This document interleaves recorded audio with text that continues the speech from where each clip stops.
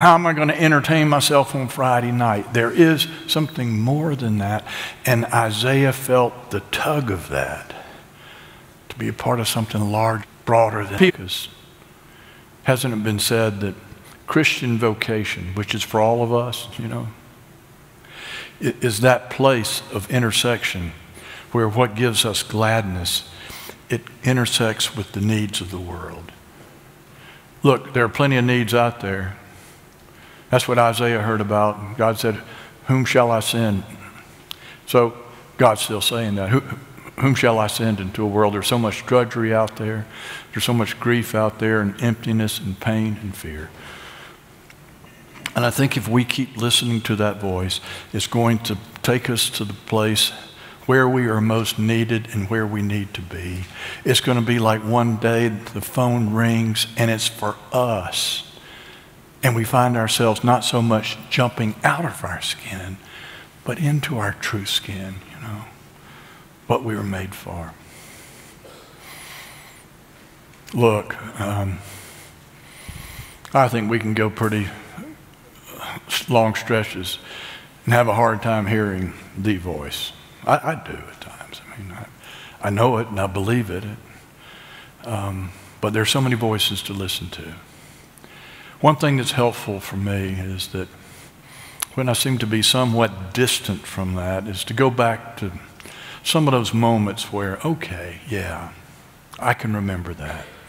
There was this tug on my heart. It was real. I was there. I can remember that. And I go back to that not so I'll just try to live out of that, off the fumes of that past experience, but that'll trigger me to be more awake and aware to what God is still calling me to do. I told the confirmation class, I cannot go through this Sunday every year without going back to the day I joined the church. Yeah. Most of them are 12 years old. I think I was 11 years of age. My mom was a big person about preparation. Even a typical Sunday service, we always had our clothes set out the night before. Nothing was left to chance. Everything was prepared. You talk about getting prepared. Now, confirmation Sunday, it was big time.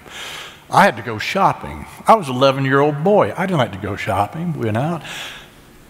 I had this brand new white suit, all white suit, and she bought me this shirt. Is a pinstripe black shirt, black tie, new patent leather black shoes. We even worked on my hair. There wasn't much to work with. I had a crew cut. I did have a little bit of business in the front, and some of you don't know, there used to be this thing called butch wax.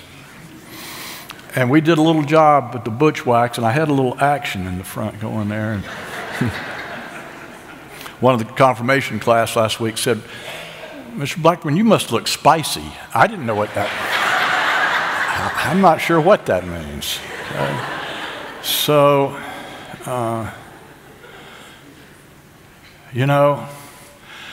probably really didn't look as good as I thought I did. But I was pretty sure I looked as good as I could, So there I show up on confirmation day in my little white suit, my nice little butch wax job, and I got to stand next to Bonnie Blackman. She was cute. I had a crush on her. Things were good. But then I remember when I came to this moment, Oh, I'm not going to tell you it was like Isaiah and I was seeing cherubim, seraphims, and I'm not saying the whole place was shaking. But I do remember when those hands were laid on my head. Yeah, I knew something. I felt it. It was like that feeling you had in a neighborhood baseball game. They're picking up sides and you're younger and smaller than everybody else, and almost everybody's been chosen. And then there's this big kid that you look up to, and he doesn't just look at you and say, all right, kid, I'll take you. No, he says, Robert, I got you. That's the way it felt, but it was bigger than that.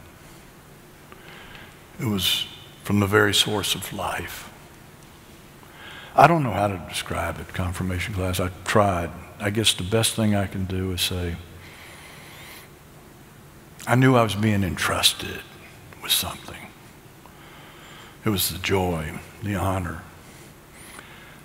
of kind of increase the abundance of life on this earth, of serving God.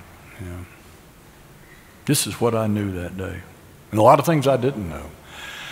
I knew the one who loved me best and cherished me most fully had drawn really near. And I had been summoned. I had been called for. So have you. So have you. Amen. This time I want to invite the confirmation class. This is their moment to say, here I am. We're going to invite them to come forward with their mentors.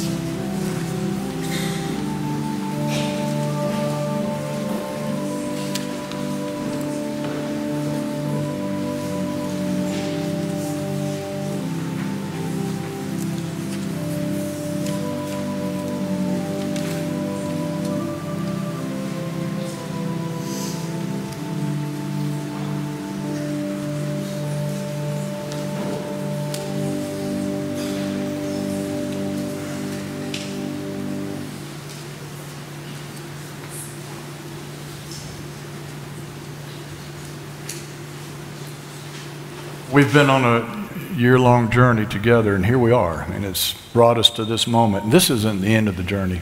This is the beginning of a lifelong journey of Christian adventure. You're going to be surprised along the way. All kind of things you never dreamed of or imagined are going to be happening, even in the margins sometimes. Thank you, mentors, for being their friends. You can't take a trip like the one we've been on for 40 weeks if you don't have one of the best guides in the world. Lee Young is an unbelievable guide for this trip.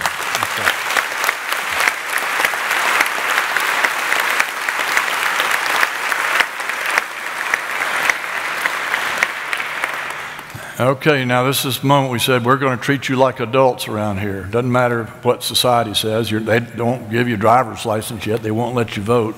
But around here, you're going to be a Christian adult, and you're ready to answer your faith, okay? Nobody's going to do this for you. Mom, dad, grandparents, not your mentors, not me. This is your moment.